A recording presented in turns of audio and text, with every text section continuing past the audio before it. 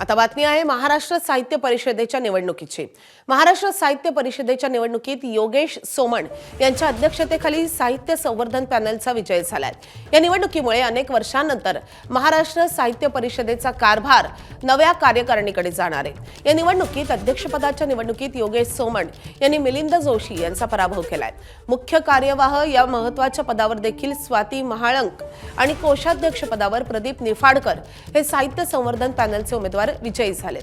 पुढील वर्षी होणारे अखिल भारतीय मराठी साहित्य संमेलन 100वे साहित्य संमेलन ठरणार आहे आणि त्याच्या आयोजनाची जबाबदारी महाराष्ट्र साहित्य परिषदेकडे असते। अशा वेळी झालेला हा सत्ता बदल अतिशय महत्त्वाचा ठरणार आहे। विजयाचं श्रेय हे आमच्यासाठी जे ज्ञात अज्ञात हजारो हात हे काम करत होते आणि त्यांना परिवर्तन हवं होतं, खऱ्या अर्थी परिवर्तन, शब्दशः परिवर्तन ज्यांना हवं होतं त्यांनी ते घडवून आणलेले हा विजय त्या सगळ्यांचा आहे आणि त्या सर्वांना मी हा विजय समर्पित करतो। साहित्य संवर्धन आघाडीला एक यश मिळालं। एका अर्थाने महाराष्ट्रातील साहित्याला आणि महाराष्ट्रातील मराठी भाषेला अभिजात दर्जा मिळाला। आज जे हे यश मिळालंय हे नक्कीच मराठी साहित्याला आणि मराठी भाषेला एक वेगळ्या वळणावर घेऊन जाईल असं मला विश्वास वाटतो। तर महाराष्ट्र साहित्य परिषदेच्या निवडणुकीचा निकाल नेमका कसा लागलेला आहे आपण ग्राफिक्सद्वारे पाहूयात।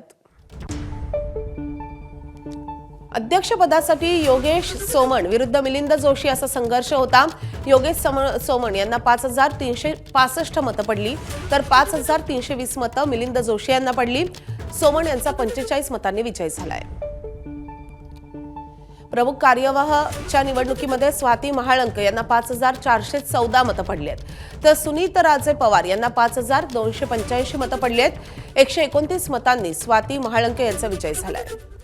कोषाध्यक्षपदासाठी प्रदीप निफाडकर यांना 5536 मतं पडली। विनोद कुलकर्णींना 5168 मतं पडली। 368 मतांनी निफाडकर यांचा विजय झालाय।